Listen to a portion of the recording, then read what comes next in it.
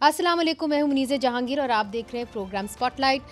नाजरीन, 2 दिन बाद भी खैबर पख्तूनख्वा के वज़ीर आला अली अमीन गंडापुर का 30 घंटे तक गायब रहना एक मौमा बना हुआ है और आज वफाकी वज़ीर दाखिला मोहसिन नकवी ने भी इस हवाले से रिपोर्टर्स के साथ मजाक किया है।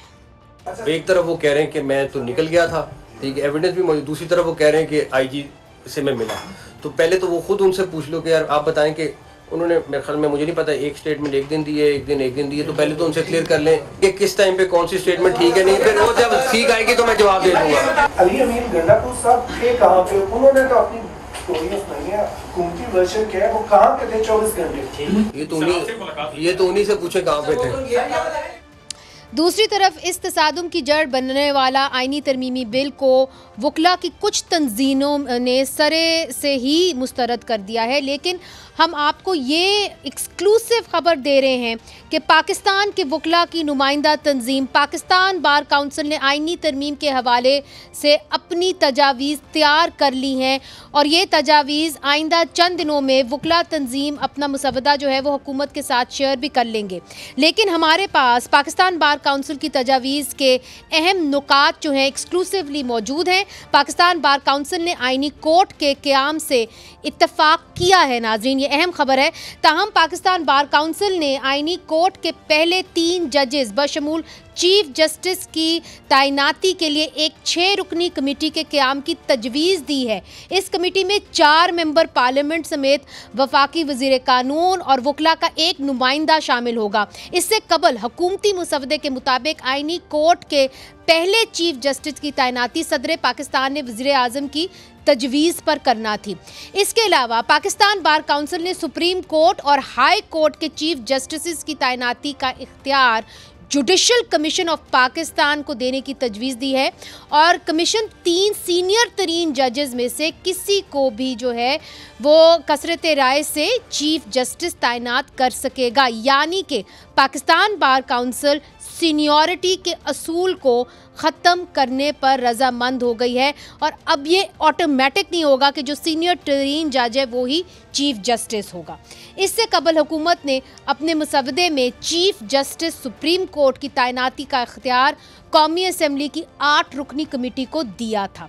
यानी कि चीफ जस्टिस की तैनाती में जो है कानून साजों का ज़्यादा इख्तियार होना है। और दूसरी तरफ नाजरीन, आज बिलावल भुट्टो ने कहा है कि पाकिस्तान पीपल्स पार्टी चाहती है आईनी तरमीम इत्तफाक़ राय से हो और आईनी तरमीम के लिए 25 अक्टूबर ना ज़रूरी है ना मजबूरी है। 25 अक्टूबर को आप सबको पता है कि चीफ जस्टिस काजी फ़ाइज़ ईसा जो है वो रिटायर कर रहे हैं।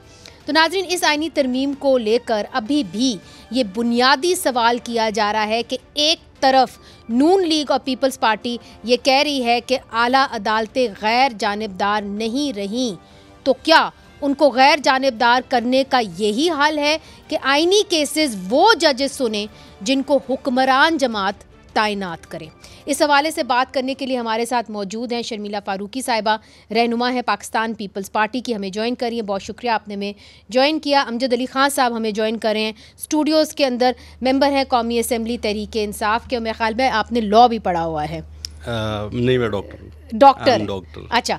और अमजद अली शाह साहब, आप तो यकीनी एक सीनियर वकील हैं और मेंबर हैं पाकिस्तान बार काउंसिल के और आज तर्जुमानी करेंगे पाकिस्तान बार काउंसिल की। मेरा ख्याल है अमजद अली ख़ान साहब, शर्मिला साहिबा, अगर आपकी इजाज़त हो तो सबसे पहले पाकिस्तान बार काउंसिल से पूछ लेते हैं, चूँकि अहम ख़बर है ये, कि अमजद अली शाह साहब, पाकिस्तान बार काउंसिल मान गई है कि कॉन्स्टिट्यूशनल कोर्ट जो है वो आपको कबूल होगा बार तंजीमों को? जी बिल्कुल। असल में कॉन्स्टिट्यूशनल कोर्ट जो है ये हमारा एक बहुत पुराना मुतालबा था। उसकी वजह एक ये थी कि आम लोगों को, पब्लिक को बहुत बड़ा मसला था कि जब आईनी मुकदमात जब लग जाते थे, फुल कोर्ट बैठ जाती थी एक महीना, तो लोगों के मुकदमात जो 5 साल बाद जिसका नंबर आता था वो अगले 5 साल के लिए आगे चला जाता। आप यकीन माने कि ऐसे बहुत सारे केसेस हैं जिसमें 20-20 साल कैद लोगों ने पूरी कर ली और उनकी अपीलें नहीं सुनी गई। लोगों की नस्लें गुजर गई और उनके सिविल मुकदमे आज भी वहां पे पड़े हुए हैं। तो इस वजह से हमने बहुत अरसे से ये आज जो एहतजाज भी कर रहे हैं, ये सारे लोग उन रेजोल्यूशंस में शामिल हैं जो हमारे कन्वेंशनों के हैं, जिसमें हम कहते रहे हैं कि एक आईनी अदालत बनाई जाए जिसमें आईनी मुकदमात चले और बाकी जो अदालत है वो लोगों के, आम लोगों के मसाइल के हल के लिए 60,000 मुकदमात इस वक्त पेंडिंग है सुप्रीम कोर्ट में जिनकी कोई सुनवाई नहीं होती। तो ऐसी सूरत में ये इस बुनियाद पर कि क्योंकि बहुत ज्यादा जो है पेंडेंसी थी तो हमने ये रिक्वेस्ट की थी। इसी तरह हमने उनको ये भी कहा था कि एड हॉक जजेस लगाएं, आईनी कोर्ट बनाए ताकि इस अदालत पर से बोझ कम हो मगर और आम लोगों के अमजद अली शाह साहब, मुझे ये बताइए कि आपने तमाम मामलात जो हैं वो दे दिए हैं, ये जो नया कोर्ट बनना है आईनी कोर्ट, तो ये तो खुद चोक हो जाएगा क्योंकि अब तो सिर्फ सर्विस मैटर ही जाएगा सुप्रीम कोर्ट के पास। बाकी जो हाई कोर्ट के बुनियादी इंसानी हकूक़ के मामले हैं सारे चले जाएंगे आपके सुप्रीम कोर्ट के ख़िलाफ़। और फिर कई दफ़ा हमने देखा है, आप तो वकील हैं, आप प्रैक्टिस करते हैं कि जी एक फ़ैसला ही गलत आता है उसको ठीक करने के लिए लोग सुप्रीम कोर्ट जाते हैं। अब वो केसेस भी चले जाएंगे ये कॉन्स्टिट्यूशनल कोर्ट के ख़िलाफ़, तो वो कॉन्स्टिट्यूशनल कोर्ट जो है वो तो ख़ुद चौक हो जाएगा। अभी हमें बताया जाता है जी 2 मिलियन केसेस वहाँ पर पेंडिंग है, तो वहाँ पर 4 हो जाएंगे। आपका मसला तो वहीं का वहीं, जूं का तू। नहीं, सुप्रीम कोर्ट का जो है ना, ये बात बिल्कुल गलत है कि वो सिर्फ सर्विस मैटर्स होने के लिए रह जाएंगे। वहां पे क्रिमिनल केसेस हैं, सिविल केसेस हैं और बहुत सारे केसेस हैं। ये सिर्फ आईनी मामलात जो होंगे, जो आर्टिकल 186 जो ए है इसमें स्पेशली उसकी ज्यूरिसडिक्शन को अलग कर दिया गया, तो वो उसी हद तक जो है वो उसमें जाएंगे। बाकी जो जितने भी केसेस ज्यादा पेंडेंसी जो है वो आम लोगों के मुकदमात की है, ठीक, तो वो मुकदमात जो हैं उनको सुनने के लिए सुप्रीम कोर्ट को टाइम मिलेगा। ठीक। शर्मिला फारूकी साहिबा, इसका एक सियासी एस्पेक्ट भी है। वज़ीर दिफा ने कल एक इंटरव्यू दिया है, बड़ा अहम इंटरव्यू दिया, उसके अंदर उन्होंने ये कहा कि हमें ऐसा लगता है कि अगर हम 25 अक्टूबर से आगे चले गए, यानी कि ये जो करंट चीफ जस्टिस हैं ये रिटायर हो गए और इनको मौका नहीं मिला ये कॉन्स्टिट्यूशनल कोर्ट में जाने का, तो फिर ऐसा भी हो सकता है कि ऑडिट हो जाए जो इलेक्शंस हुए हैं इस साल। उन्होंने क्या कहा, मैं आपको सुनाती हूँ और फिर आपके उसकी राय लेती हूँ। सुनाइए जी। मेरी दुआ है कि ये लड़ाई जो है जो इस वक्त बरपा है, ये जंग जो है इस नहज पे ना पहुँचे, इस पॉइंट पे ना पहुँचे जहाँ पे ये जो आप बातें कर रही हैं वो हो, या जिन खदशात का मैं इज़हार कर रहा हूँ वो हो। तो वो जो खदशात जिनका वो इजहार कर रहे थे वो यही था कि ऑडिट हो सकता है जो इलेक्शंस इस साल हुए हैं। आपको भी यही खदशा है कि अगर कोर्ट इतना डिवाइडेड है तो फिर ऑडिट हो जाएगा इलेक्शंस का, और यही वजह है कि आप चाह रहे हैं कि जल्द से जल्द कॉन्स्टिट्यूशनल कोर्ट का क़याम किया जाए? शुक्रिया मनीज़े।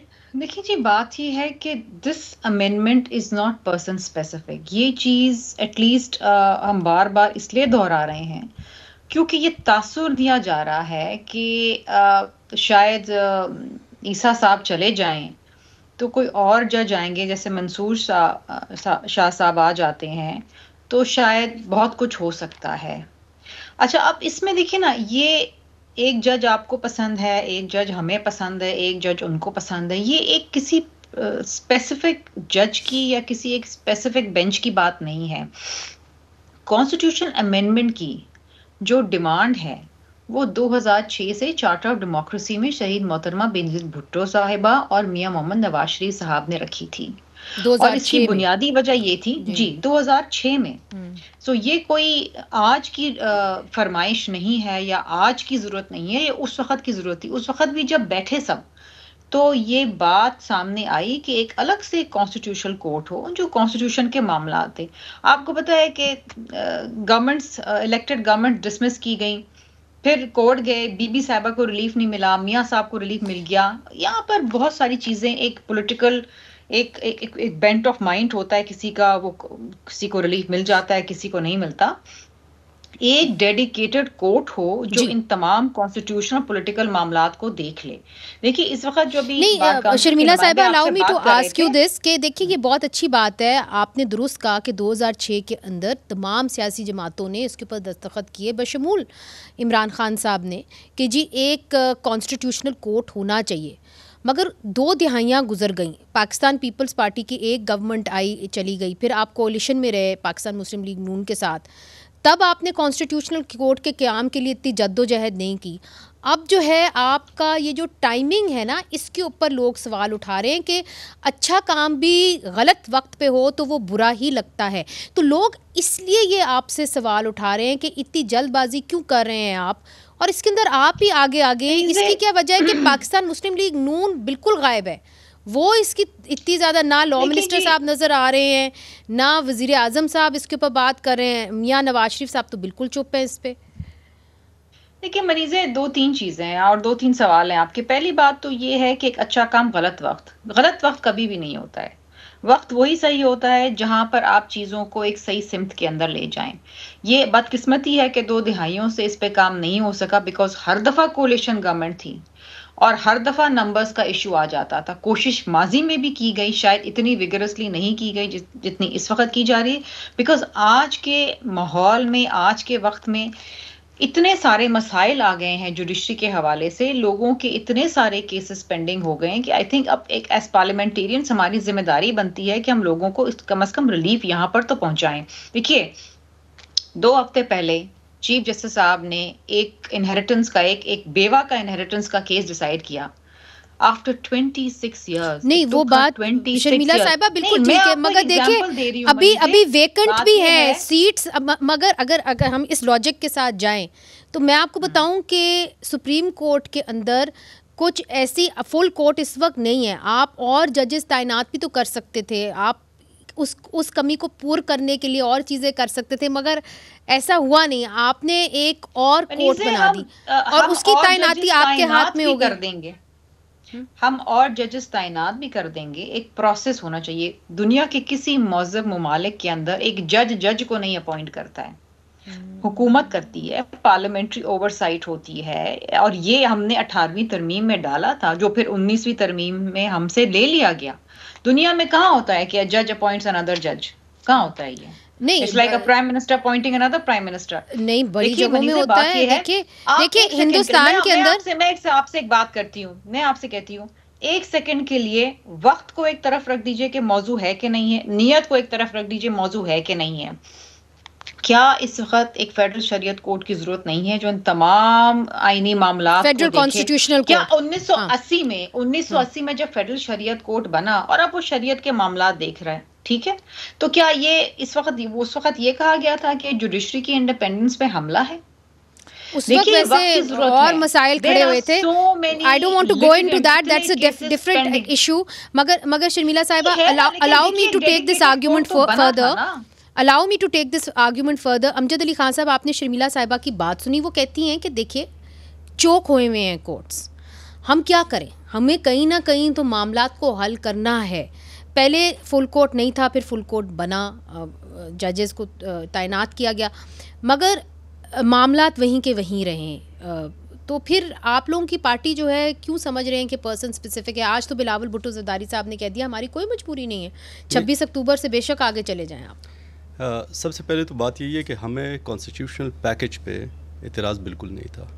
मैं वाज़ेह कर दूँ, पहले मैं वाज़ेह कर दूँ, हमें उसके तरीक़ाकार पे इतराज़ था। अच्छा, जिस तरह कॉन्स्टिट्यूशन बनाया पाकिस्तान ने और पीपल्स पार्टी ने बनाया बैक इन 1973, पता है कॉन्स्टिट्यूशनल मेकिंग डिबेट्स की एक किताब पढ़ी है वहाँ पे, ये हमारे नेशनल असम्बली की लाइब्रेरी में। वो किताब अगर मैडम उठा के देख ले, पढ़ ले, तो they debated the constitution making process for 35 days। आप 18वीं तरमीम देख 35, आप इतनी दूर इसी क्यों पे जा आता रहे हो, इसी पे आता हो जी। और फिर 18वीं तरमीम को आप उठाएं। 18वीं तरमीम मोर देन 100 मीटिंग्स हुई थी कमेटी की टू पास और to have consensus on 18th amendment. हमारे इसी तरीक़ेकार पे सबसे बड़ा इख्तिलाफ इसी पे था कि आप ले आए बिल को और आप प्रेजेंट करें असम्बली में, इस पे डिबेट हो जाए, उसके बाद ये कमेटी में चला जाए, कमेटी में बहस हो जाए, उसके बाद अगर कंसेंसस पे बनती है तो बेशक ये पास करे। लेकिन जो तरीक़ाकार जिस तरह रात के अंधेरे में ये लोग पास करवाना चाह रहे थे इस आईनी तरमीम को, अब तो कंसल्टेशन हो रही है। कंसल्टेशन कैसे हो रही है? आज में देखिए, आप शामिल नहीं होते, गाज़ा का जो राउंड टेबल है उसमें भी आप नहीं गए। देखिए वो जो कमेटी बनी थी, पता है वो किस लिए बनी थी? जिस तरह उन लोगों ने पार्लियामेंट हाउस पे हमला किया, तो उसके लिए मैं भी उस मीटिंग में बैठा था वहाँ पे। उस पार्लियामेंट हाउस के हमले को डिस्कस करने के लिए, the privilege of the parliament house, उसको डिस्कस करने के लिए एक कमेटी बनाई गई वहाँ पे। उन्होंने फिर वो कमेटी एक्सटेंड की for this constitutional amendment debates, या कॉन्स्टिट्यूशनल अमेंडमेंट के लिए उन्होंने वो कमेटी एक्सटेंड की। असल में मसला यही है कि ये इसको हाउस में लाए, इस पे डिबेट करें, ठीक है जी, और बेशक उसके बाद अगर अच्छा, वैसे मेरा बड़ा दिल चाह रहा है कि मैं आपसे ये पूछूं कि अली अमीन गंडापुर साहब कहाँ थे। इसलिए क्योंकि वो जो है ना वो कुछ जो अपनी उन्होंने कहानी बयान की है, तो उन्होंने ये भी आपके ज़िले का भी नाम लिया कि मैं उधर से भी होके गया, मगर फ़ोन उनके हाथों में नहीं लगा, फिर उन्होंने पत्थर मारा, गाड़ी रुकी, अचानक पता चला कि उन्हीं की गाड़ी थी।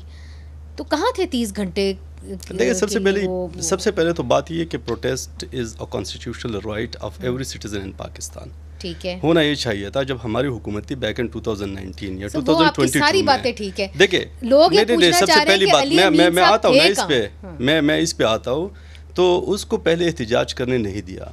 जिस तरह उन्होंने रुकावटें खड़ी की है वहाँ से लेके यहाँ तक, पहले तो होना ये नहीं चाहिए था। मतलब जिस तरह हमने बिलावल साहब को इजाज़त दी थी कि वो लॉन्ग मार्च करे, वो इस्लामाबाद आए, यहाँ पे प्रोटेस्ट करे, उसके बाद मौलाना फजलुर रहमान साहब उससे पहले डी चौक तक कहते हैं पहुंचे भी नहीं, गए कहाँ? इस्लामाबाद गए थे खैबर पुख्तनख्वा हाउस। अच्छा, ठीक है, और वहाँ से वो चाह रहे थे कि दोबारा वो डी चौक आएंगे और एहतिजाज को लीड करेंगे। फिर क्या हुआ? लेकिन उन्होंने जो डिसीजन किया था बिल्कुल ठीक था। मेरा जो रीज़न यही है कि अगर वो being executive of the province अगर वो पकड़े जाते तो वहाँ पे एडमिनिस्ट्रेटिव कॉन्स्टिट्यूशनल क्राइसिस के साथ साथ हमारे खैबर पख्तूनख्वा के एडमिनिस्ट्रेटिव क्राइसिस वहाँ पे बनते। मुझे एक बात समझाएं, वहाँ पे आपके 2 रेजोल्यूशंस आपके हाउस ने पास की कि अगर अली अमीन गंडापुर साहब बाजियाब नहीं होते तो हम इन चीज़ों को कंडेम करते हैं। उन्होंने कॉन्डेमनेशन की रेजोल्यूशंस पास की।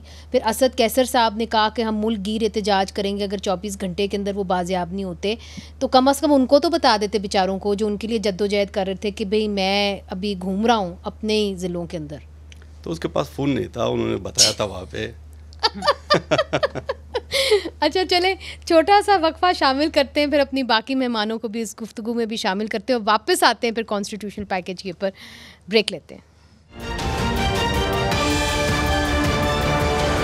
वेलकम बैक नाजरीन। फेडरल कॉन्स्टिट्यूशनल कोर्ट के क़याम के बारे में बात हो रही है और इसके ऊपर काफ़ी आप समझ लें कि सियासत इस्लामाबाद के अंदर हो रही है, मीटिंग्स हो रही हैं। इतनी जल्दी क्यों किया जा रहा है, ये सवाल अमजद अली ख़ान साहब ने पाकिस्तान तहरीक इंसाफ से किया। अमजद अली शाह साहब, पाकिस्तान बार काउंसिल को आप रिप्रेजेंट करते हैं, आपसे तो अब पूछा गया इस मरहले पे आके कि आप अपनी तजवीज़ दें।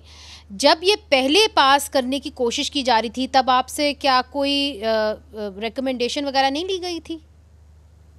जी बिल्कुल भी नहीं ली गई थी। हमने तो एहतजाज किया था उस रात को, जब हमने देखा इतवार की रात को जब बार बार सेशन बुलाया जा रहा था और एडजर्न किया जा रहा था, तो उस पर हमने एहतजाज किया और हमने हुकूमत से इस बात पे सख्त एहतजाज किया था कि ये कौन सा तरीका है कॉन्स्टिट्यूशनल अमेंडमेंट करने का कि रातों रात चुपके आप कॉन्स्टिट्यूशनल अमेंडमेंट्स कर रहे हैं। लेकिन ये जब उन्होंने हमें ड्राफ्ट दिया तो वो ड्राफ्ट ऐसा था कि वो रातों रात ही हो सकता था, दिन को उस ड्राफ्ट को मंजूर करना बहुत मुश्किल नहीं। उसके अंदर क्या ऐसी चीज थी जो रातों रात ही हो सकती थी? 2 अगर मोटे नुक्ते बता दें आप। हाँ, उसमें देखें, उसमें तमाम अख्तियार जो था वो प्रेसिडेंट और सुप्रीम और प्राइम मिनिस्टर को पहले टाइम पे दे दिया। फिर फेडरल कॉन्स्टिट्यूशनल कोर्ट के जो तैनातीज हैं वो भी सिर्फ पार्लियामान ही कर रही थी।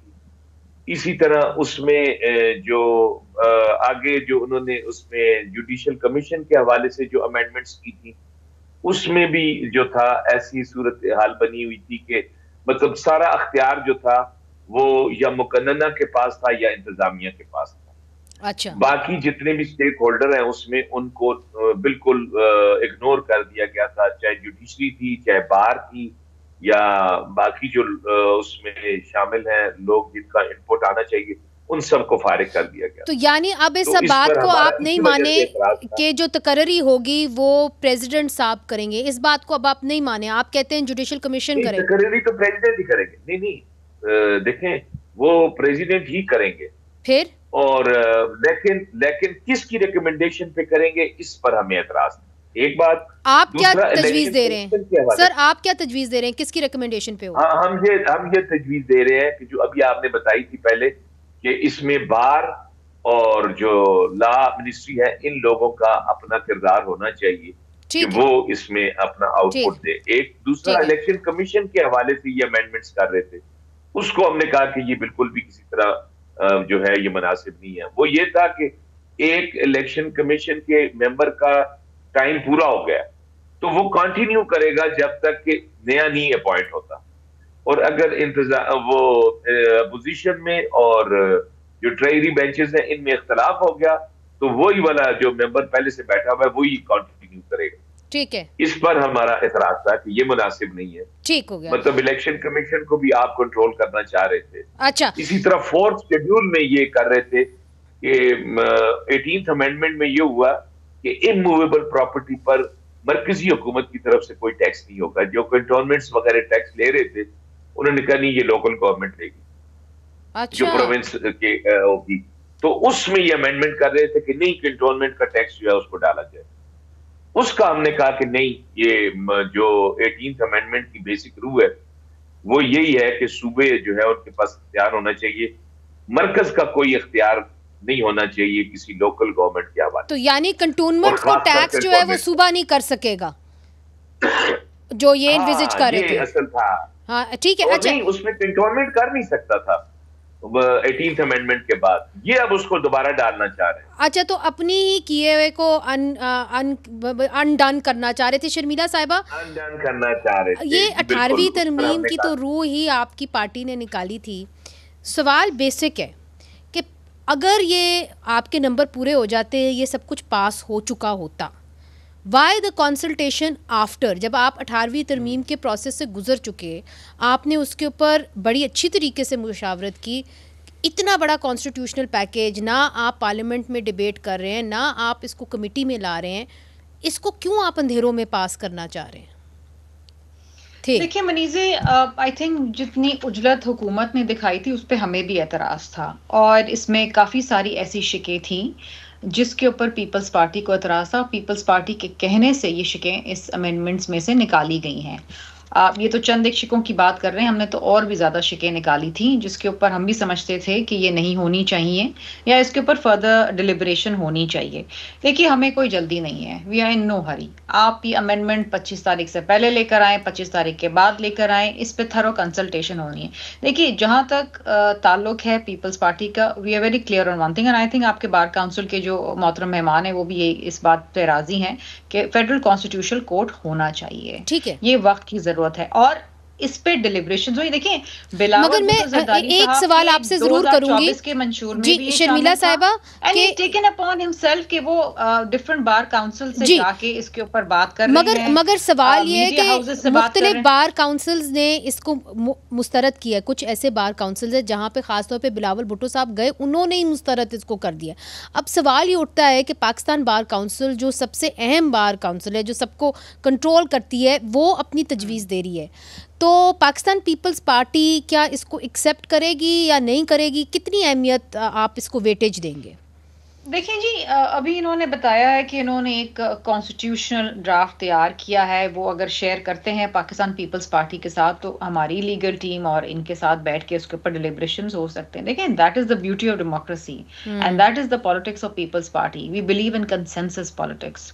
ये देखें, हुकूमत नहीं कर रही है, ये बार काउंसिल के पास जाना ये बिलावल भुट्टो जरदारी साहब कर रहे हैं। यही तो मैं हैरान हूँ शर्मिला साहिबा कि हुकूमत क्यों नहीं कर रही। मतलब कि ऐसा है कि हुकूमत को करना चाहिए, कोलिशन पार्टनर ज्यादा चुस्त है और हुकूमत ज्यादा सुस्त है।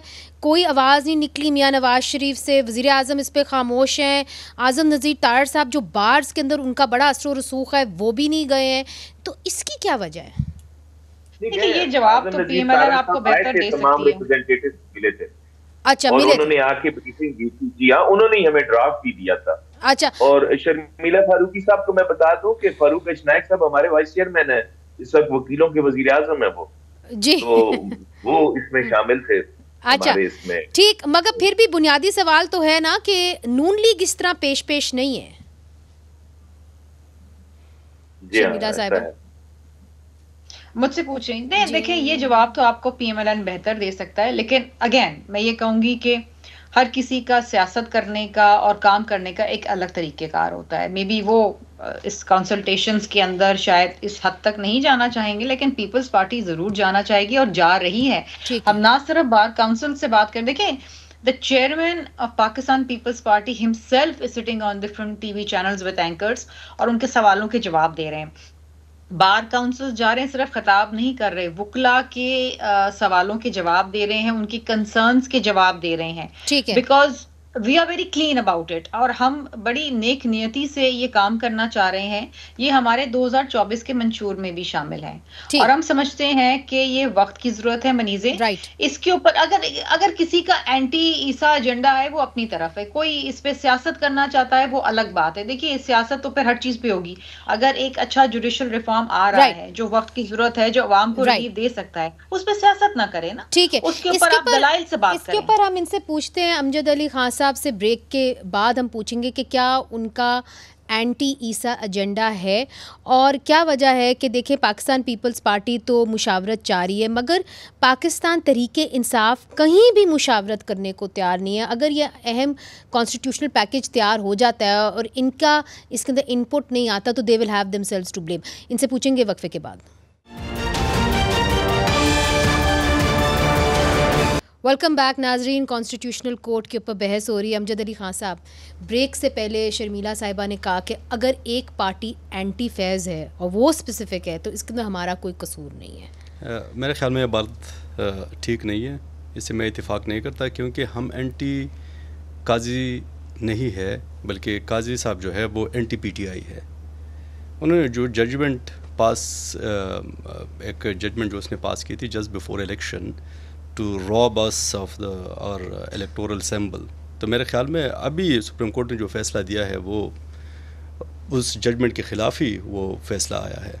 तो बाकी जजेस से आपको क्या आप देखें इस अब अगर देखें इवन नाउ हम जो बात करते हैं हम आईनी हुदूद के अंदर बात करते हैं कि अगर एक जज रिटायर्ड होता है तो उनको रिटायर्ड होने दे, उनको एक्सटेंशन ना दे। गैर आईनी और गैर इखलाकी गैर इखलाकी एक्सटेंशन, गैर आईनी और गैर इखलाकी एक्सटेंशन। मगर मुझे एक बात बताइए, आप तो इनको मैं आपसे एक क्वेश्चन पूछता हूं, रद्द ही कर देते हैं। आप कहते हैं हमने इनसे बात ही नहीं करनी, आप ना फ़लस्तीन पे जाते हैं ना किसी और चीज़ पे। अब जो भी होगा सो होगा, उसके अंदर आप नहीं समझते अगर आप उसके अंदर कंसल्टेशन कर लेते, अपनी दो राय दे देते जिस तरह पाकिस्तान बार काउंसिल ने दी या बाकी जमातों ने दी, तो बेहतरी की तरफ मामला चलते। हर चीज़ में मना क्यों कर देते हैं? देखिए हुकूमत की तरफ से अगर इस तरह बात होती, अगर हुकूमत इसमें संजीदा होती तो वो लचक दिखा देती। ये तो हुकूमत की रिस्पॉन्सिबिलिटी वो ये करती कि वो पाकिस्तान तहरीक इंसाफ को इंगेज करती। किस तरीके देखिए जिस तरह उन्होंने इंगेज की थी पार्लियामेंट्री कमेटी में जिसका मैंने जिक्र किया, अब इससे पहले जो पार्लियामेंट के प्रिविलेज पे बन गई थी तो हमने इनकार तो नहीं किया था।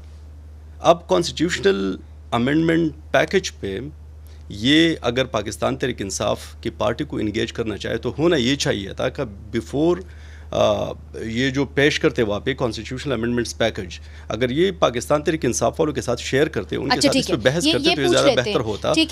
और दूसरी बात वेरी इंपॉर्टेंट, देखिए प्रैक्टिस एंड प्रोसीजर अगर उस ऑर्डिनेंस को अगर आप देखें तो इतनी जल्दी में ये लोग लाए सिर्फ इसलिए कि 63A के रिव्यू पिटीशन को उठा के अभी ये जो चार्टर ऑफ डेमोक्रेसी की बात करते हैं, चार्टर ऑफ डेमोक्रेसी में एक ये भी शिक है 22 के फ्लोर क्रॉसिंग पे उस बंदे को हम डिस्क्वालीफाई करेंगे। तो सिर्फ इस कॉन्स्टिट्यूशनल अमेंडमेंट को पास करवाने के लिए उन्होंने 63A की रिव्यू पिटीशन को उठा के यहाँ पे दोबारा सुप्रीम कोर्ट के सामने रख दिया। तो मेरे ख्याल में उनकी नीयत जो है, उनकी जो इंटेंशंस है वो ठीक नहीं है। इसी वजह से पाकिस्तान तहरीक इंसाफ उनके साथ इंगेज नहीं करती। अच्छा, पहले वो नीयत ठीक कर ले, उसके बाद फिर पाकिस्तान तहरीक इंसाफ से मैं ये पूछ लूं कि शर्मिला साहिबा, आप एज गवर्नमेंट, आप कोलिशन इंपॉर्टेंट कोलिशन पार्टनर्स हैं, अभी आप जद्दोजहद कर रहे हैं कि किसी तरह तरमीमी बिल पास हो जाए।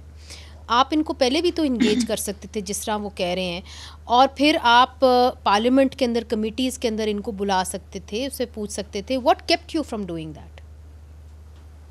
मनीज़े, this was not our job. ये हुकूमत का काम है। हुकूमत कॉन्स्टिट्यूशनल अमेंडमेंट लेकर आ रही थी, ये हुकूमत का काम है, हमारी गवर्नमेंट नहीं है। We are not in the cabinet. You are part of the No, government. हमने गवर्नमेंट को हम केस टू केस बेसिस के ऊपर सपोर्ट करते हैं। हमने बहुत सी चीज़ों पे सपोर्ट किया, बहुत सी चीज़ों पे नहीं किया, और बहुत सी ऐसी चीज़ें हैं जो हमारी वजह से इस पार्लियामान में नहीं आ पाई हैं, जो हम समझते थे कि शायद वो आवाम की बेहतरी के लिए नहीं है, इसका एजेंडा कुछ और है। अब बात ये है कि जिस तरह आपने पहले भी सवाल किया कि where is PMLN, now this is a question that we also need to ask कि भाई आपका कॉन्स्टिट्यूशनल पैकेज था, आप एंगेज करते हैं। इस वक्त बिलावल भुट्टो जरदारी साहब जो काम कर रहे हैं, जो लोगों को एंगेज कर रहे हैं, बार काउंसिल को एंगेज कर रहे हैं, गवर्नमेंट की शिकों को निकलवा रहे हैं, जिसके ऊपर हमें भी एतराज है और लोगों को भी एतराज होगा, ये हम कर रहे हैं बिकॉज वी रियली फील कि हमारी जिम्मेदारी है। ये आपने जो सवाल किया है ये बड़ा अहम है, और मैं जाहिर है पाकिस्तान मुस्लिम लीग नून से पूछूंगी, मगर एक सवाल अमजद शाह साहब से पूछना बहुत ही ज़रूरी है। अमजद शाह साहब, इसके अंदर जो कॉन्स्टिट्यूशनल कोर्ट है उसके अंदर जो रिटायरमेंट एज है जजेस की वो 68 है, जबकि सुप्रीम कोर्ट की 65 है। तो जो सुप्रीम कोर्ट में चीफ जस्टिस जाएगा तो वो उस वक्त हुकूमत वक्त के साथ साथ चलेगा, इस उम्मीद में कि जी किसी तरह मुझे ये कॉन्स्टिट्यूशनल कोर्ट का जज लगा दें। ऐसा नहीं है, एक ही एज रखते हैं। हाँ, मैं अब आपको बताऊं, हमारी सब पॉलिटिकल पार्टीज का यही हाल है। हुकूमत में इनका रवैया और होता है। अभी देखें, ये PTI वालों ने बाजवा साहब को एक्सटेंशन दी थी, कितना बड़ा हमने एहतजाज किया था कि ना दें, इन्होंने दी। आज ये पोजीशन में है तो इन्हें हर एक्सटेंशन बुरी लगती है। आज दूसरे गवर्नमेंट में है तो वो चाहते हैं हर एक को एक्सटेंशन दे दें जो उनके साथ चल रहा है। कल जिस वक्त वो पोजीशन में होंगे तो वो हर एक्सटेंशन को कहेंगे कि नहीं होना चाहिए। अच्छा सर, मेरा चूंकि वक्त बिल्कुल कम रह गया, मैं एक सवाल आपसे कर रही हूँ कि इस कॉन्स्टिट्यूशनल पैकेज की आड़ के अंदर क्या मिलिट्री कोर्ट्स तो नहीं लाए जाएंगे, और तब पाकिस्तान बार काउंसिल कहाँ खड़ी होगी? यकीनन पाकिस्तान बार काउंसिल इस पर खड़ी होगी कि किसी सूरत में किसी सिविलियन का ट्रायल मिलिट्री कोर्ट्स में नहीं होना चाहिए। ठीक, मिलिट्री कोर्ट्स जो है उन्हें बिल्कुल, इसमें तो मैंने नहीं देखा कि इसमें कहीं उन्होंने डाली हुई है। और मैं अब आपको बताऊं कि ये PTI वाले जो इस वक्त एहतजाज कर रहे हैं ना, इमरान खान साहब के दौर में 25 लोगों का आर्मी ट्रायल हुआ और हमने एहतजाज किया कि खुदा के लिए